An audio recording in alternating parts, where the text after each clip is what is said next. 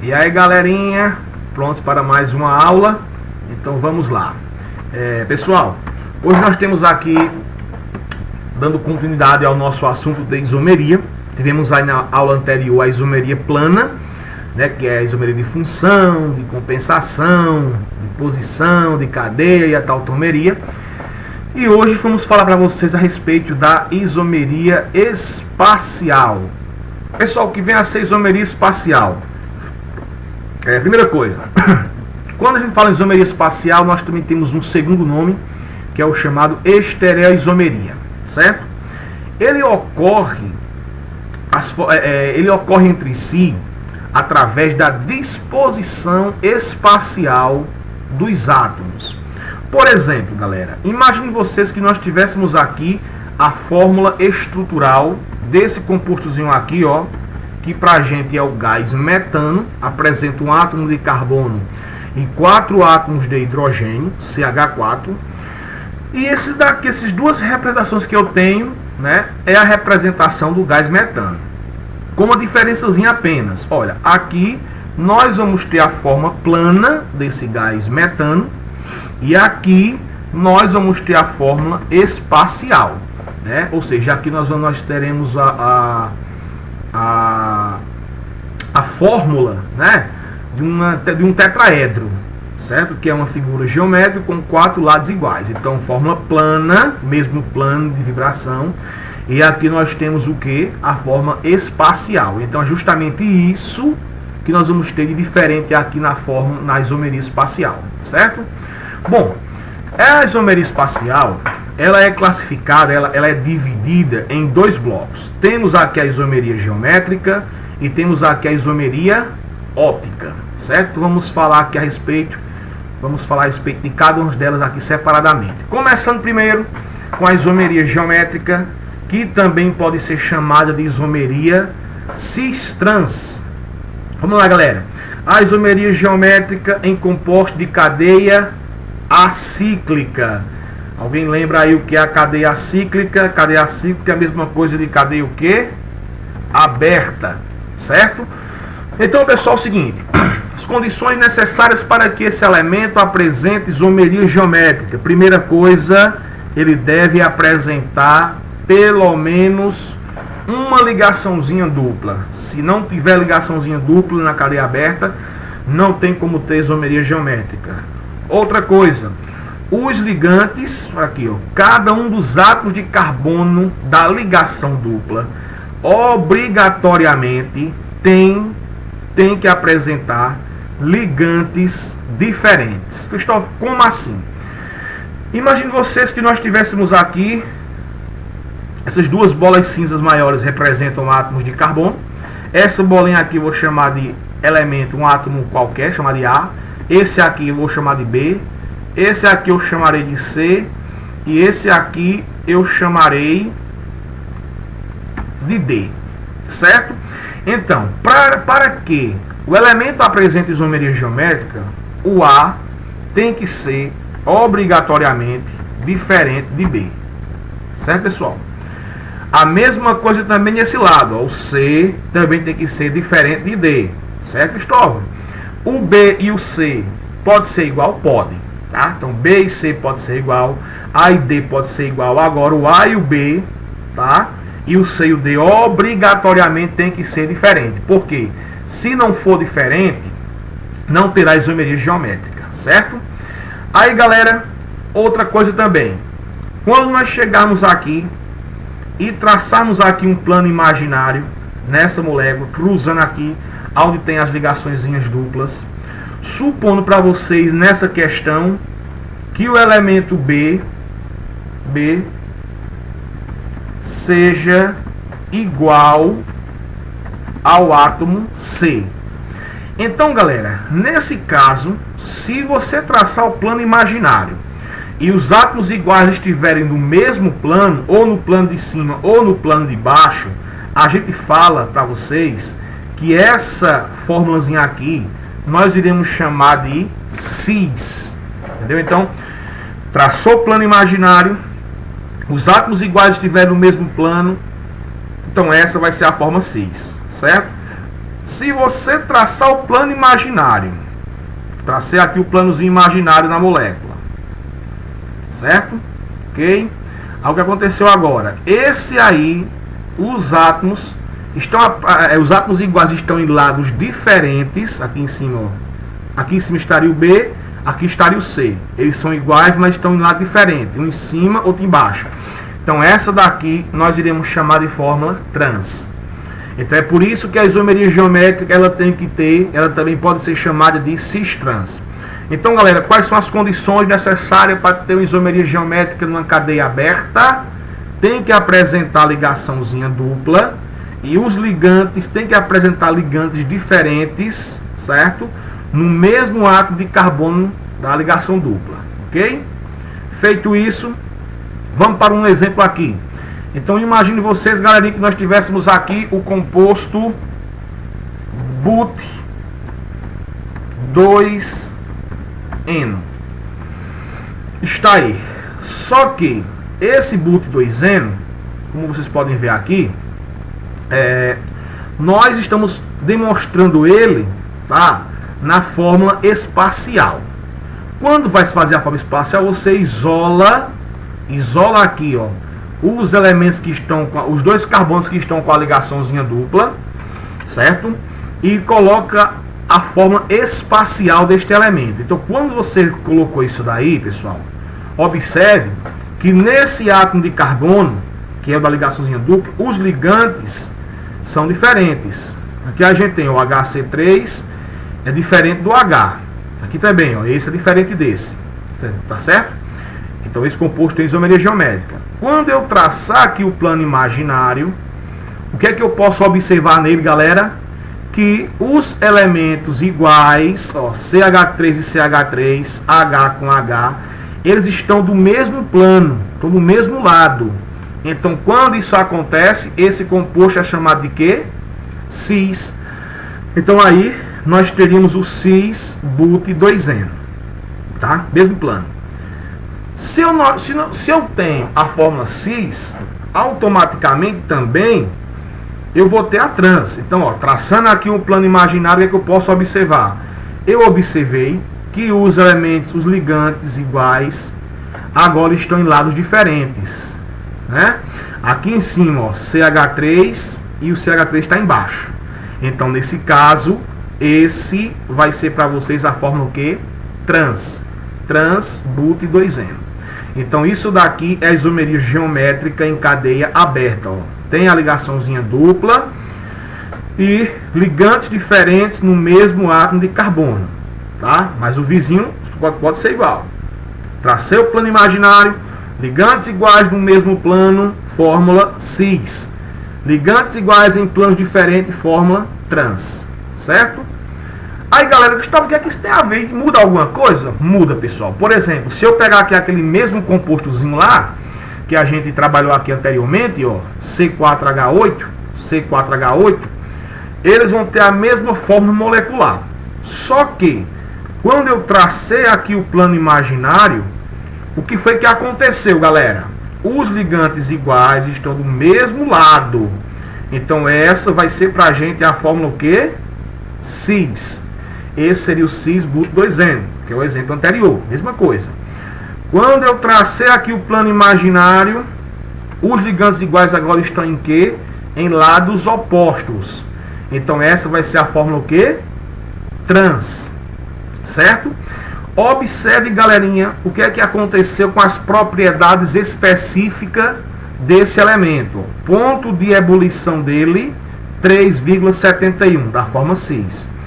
Olha o que acontece com a fórmula trans. O ponto de ebulição é muito menor, né? 0,88. Olha o que acontece com a densidade. 0,667 gramas por centímetro cúbico. E aqui 0,649. Então veja, galera, que a disposição espacial desses átomos, tá, traz para a gente aí uma nova substância. Porque se as propriedades específicas são diferentes, então aí é uma nova substância, ok? Bom, pensando agora, vamos falar a respeito da isomeria geométrica em cadeia cíclica. Cadeia cíclica, que é a mesma coisa de cadeia o quê? Fechada, certo? Bom, pessoal, então quais são os principais critérios que nós temos que ter para que nós tenhamos aqui uma cadeia cíclica que apresenta isomeria geométrica? Primeira coisa, diferentemente da outra, essa daqui, ó, galerinha, não possui ligações insaturadas. Não tem que ter ligação. Porém, o átomo de carbono tem que apresentar dois ligantes aí diferentes, tá certo? Por exemplo, aqui nós temos uma cadeia fechada com 3 átomos de carbono. Aqui eu vou ter o átomo A, o átomo B, o átomo C, Y, aliás, e o átomo X. Observe aqui, pessoal, que o A e o B precisam ser diferentes. Tá? Então, esse tem que ser diferente. Se for igual, não tem isomeria geométrica, certo? A mesma coisa também vai acontecer aqui no X e Y. Também precisam ser diferentes, ok? Se for iguais, já era, certo, pessoal? Agora, o A e o B podem ser igual a X e Y, certo? Ok? Tranquilo? Então veja que ele não apresenta ligações insaturadas, porém os ligantes do mesmo carbono tem que ser diferente. Pensando dessa forma, vamos ver aqui o exemplozinho. Ó. Aqui nós vamos ter, aqui, isso é para a gente, o composto 1,2 de cloro ciclopropano. Isso porque, vamos entender esse nomezinho aí para relembrar. Nós temos no carbono 1,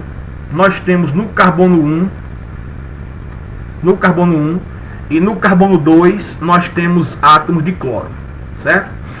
A cadeia principal é uma cadeia fechada, por isso que apresentou o nome ciclo. Próprio porque aqui nós vamos ter o que? 3 átomos de carbono, AN, só ligaçõezinhas simples, e o O no final, porque é um hidrocarboneto. Então, quando nós traçarmos aqui, pessoal, a linha imaginária, tá? Vocês podem ver que os dois cloros vão estar no mesmo plano. Então, isso daqui pra gente será a fórmula o que, pessoal? A fórmula cis, certo? Cis 1,2 de cloro ciclopropano. Entendeu? Beleza? Quando eu traçar aqui nosso plano imaginário, os cloros agora e os hidrogênios, olha aí, vão estar em planos diferentes. Então essa vai ser pra gente a fórmula o quê? Trans. Certo, galera? Então cis, mesmo plano, trans, planos diferentes. Certo? Para fechar a isomeria geométrica, vamos ver aí esse exemplozinho. Olha aí. Pessoal, o ácido maleico e o ácido fumárico são isômeros geométricos ou diastereoisômeros cis-trans, o que resulta em propriedades físicas e químicas diferentes. Por exemplo, o ácido maleico possui as duas carboxilas no mesmo plano.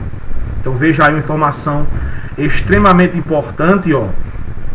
No mesmo plano. Então quer dizer que a fórmula dele aqui vai ser a cis, tá? E devido a isso, ele é capaz de sofrer desidratação intramolecular, ou seja, suas moléculas se rearranjam, liberando uma molécula de água, né? Intramolecular, e formando o anidro maleico. Isso já não acontece com o ácido fumárico, porque suas carboxilas estão em lados opostos. Lados opostos quer dizer o quê? Cis. Olha aí. E por causa desse impedimento espacial, não há como elas interagirem. Indique, galera, o nome oficial. Olha aí, o nome oficial desses dois compostos, respectivamente. Então, vamos lá. Observando aqui a questãozinha, ó. Tracei o meu plano imaginário. Não é isso? Os hidrogênios e as carboxilas estão no mesmo plano, ó. Um planozinho de cima, tá bonitinho. Então eu posso afirmar para vocês que aqui nós temos a fórmula cis, como realmente diz no problema, certo? E traçando aqui o meu planozinho imaginário, ó, traçando aqui o planozinho imaginário agora, os átomos iguais estão em lados o quê? Opostos. Então essa daqui pra gente será a fórmula trans. Certo, galera? Mas como ele está pedindo o nome oficial, vamos só ver aqui uma coisinha. Quando eu contar aqui, quando eu fizer a contagem, olha, 1, 2, eu tenho um carboninho aqui, né? 3, 4. Então nesse caso aqui, esse elemento vai apresentar pra gente 4 átomos de carbono. Vai ser o but. Nós temos aqui uma ligaçãozinha dupla entre carbonos, que nesse caso não vai ser preciso numerar, porque obrigatoriamente essa ligação tem que estar aí, certo? Então, se tem uma ligaçãozinha dupla, eu vou colocar EN. Esses dois cidadãos vão apresentar, ó, esse COOH é a forma que nós temos de representar a carboxila, né? Que é aquela C-O simples OH. Então isso daqui são ácidos carboxílicos. Então já vou fazer o que agora? Se é um ácido, então aqui na frente eu já devo colocar a palavra ácido, certo? O ácido vem para aqui, para frente. Opa, aqui. Muito bem. E pessoal, nesse caso aqui, como nós temos duas carboxilas, aqui vai ficar dioico.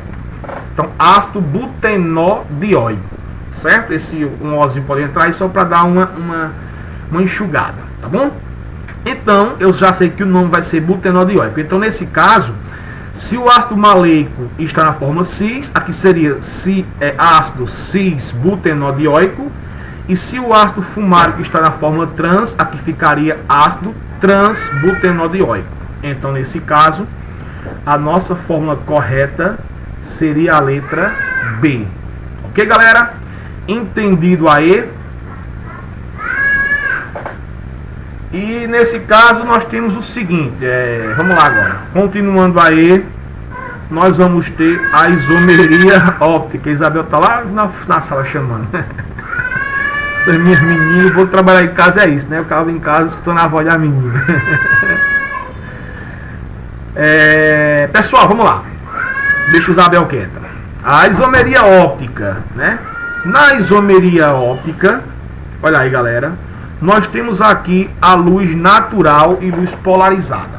Vamos entender o que é que significa isso, porque isso aqui é importantíssimo. A principal definição que a gente tem para a isomeria óptica é isso daí, ó. A luz natural, ela pode vibrar-se aqui em vários planos. Aqui nós temos, ó, cada setazinha dessa daqui representa para a gente um plano de vibração.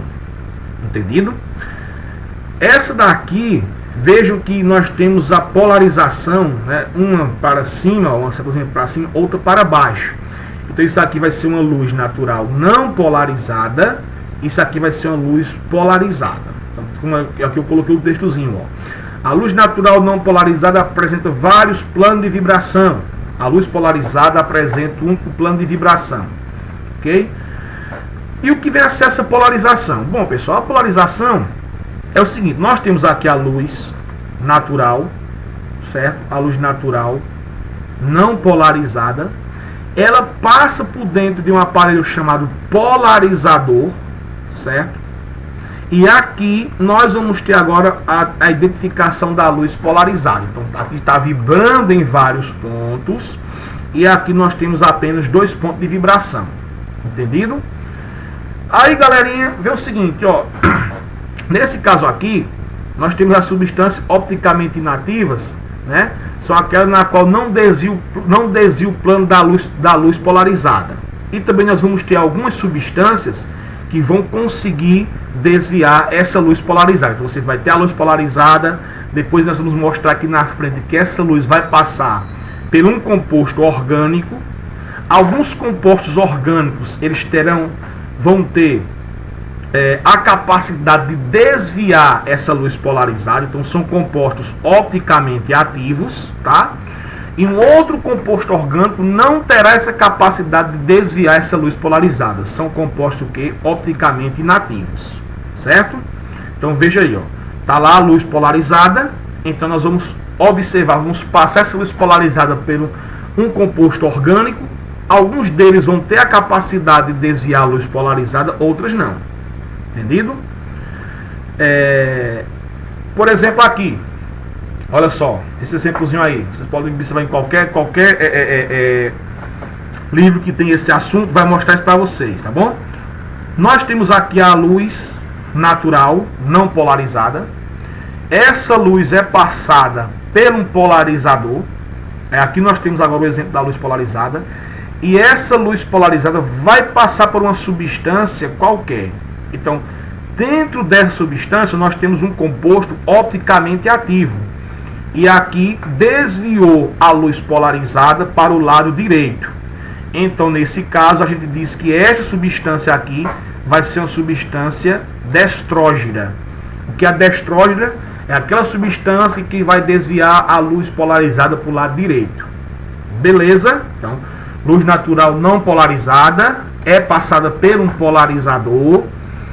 Depois, essa luz polarizada é passada por uma substância que vai ter a capacidade de desviar essa luz. Se a luz for desviada para o lado direito, então aqui nós vamos ter uma substância destrógena, certo? Agora, se a luz for desviada para o lado esquerdo, aí nós vamos ter aqui a representação levógena, certo? Que é o desvio da luz polarizada para o lado esquerdo. Ok, galera? Estão entendendo como é o esquemazinho? Quem for entendendo, vai voltando aí, dá uma pausazinha, pode ler também aí nos livros, onde tiver lá isomeria óptica, certo? A isomeria óptica ela é diferente das demais mesmo, porque é uma física bacana aí também, né? Na questão, certo, pessoal? Bom, mas tudo isso vai ficar fácil a partir de agora, nesse esclarecimento que eu coloquei a vocês. Eu falei a vocês que tem algumas substâncias, né, que tem essa capacidade de desviar a luz polarizada, outras não têm, certo? Então aqui nós colocamos 3 pontos e este exemplozinho que vai mostrar a vocês como é que vai ter essa condição. Ó. A condição essencial para que uma molécula apresente isomeria óptica é sua assimetria. É sua assimetria. O que é assimetria? Assim, assimetria é aquela questão, tem de um lado, mas não tem do outro, né? Simétrico, tem de um lado, tem do outro. Assimétrico não tem. Assim, para verificar a presença da isomeria óptica, sem a observação do desvio da luz polarizada, é necessário que a molécula seja assimétrica, isto é, quando dividida as duas metades resultantes não sejam iguais, como eu falei a vocês anteriormente. Tem de um lado, mas não tem do outro. Normalmente, uma molécula assimétrica é caracterizada pela presença de um carbono quiral. Cristóvão, o que é um carbono quiral? Esse carbonozinho aqui eu representei por esse asteriscozinho aqui. O carbono quiral, minha galera, ou também chamado de carbono assimétrico, é aquela que tem 4 ligações, ou melhor, que não tem. É aquela que tem 4 ligações simples, isso aí, ó, né?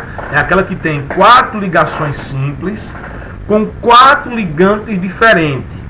Ou seja, pessoal, aqui não pode ter nem ligação dupla, nem ligação tripla. Então o carbono tem que apresentar o quê? 4 ligações simples e apresentar os 4 ligantes diferentes. Então o que vai acontecer aqui, ó, um H, o grupo carbonila COOH, OH e CH3. Então esse carbono aqui, ele é um carbono que ele é o que a gente chama de carbono quiral ou carbono assimétrico. Então, pessoal, esse composto aqui, ele seria para a gente um composto opticamente ativo, tá? Ou seja, se nós colocarmos um composto como esse daí, né, dentro da substância lá para desviar a luz polarizada, ele vai desviar a luz polarizada. Entendeu? Por quê? Porque ele apresenta o carbono assimétrico, o carbono quiral. Se um composto não tiver esse carbono assimétrico, esse carbono quiral, então ele não vai desviar a luz polarizada. Estão entendendo como é o esquema? Então, toda essa parte de isomeria óptica se resume basicamente nisso daí. Se o composto ele apresentar um carbono assimétrico, ou um ou mais de um, ou vários, né, o que é o carbono quiral, que são carbono com ligações simples e 4 ligantes diferentes, ele é chamado de opticamente ativo. Então ele vai desviar a luz polarizada para o lado direito e para o lado esquerdo, ou seja, destrógeno e levógeno, certo? Continuando, por exemplo aqui, estão vendo aí, ó, então nesse caso aqui é aquele exemplozinho anterior que eu falei a vocês, né, ó, esse elemento, ele vai apresentar para vocês o carbono assimétrico, que é justamente esse daqui, ó, o carbono assimétrico, tem 4 ligantes diferentes, então, e aqui também está ele, ó, então nesse caso, galera, ele vai desviar para o lado direito. Isso aqui representa pra gente o ácido lático. É aquele ácidozinho que a gente pode encontrar, geralmente é encontrado nos nossos músculos. Às vezes quando você está iniciando uma atividade física, você fica todo quebrado, né? Dores nas pernas, é justamente quando é esse ácido que está sendo queimado. Então aqui o que é que acontece, ó? Se ele tem o carbono quiral, ele vai desviar a luz polarizada para o lado direito, né?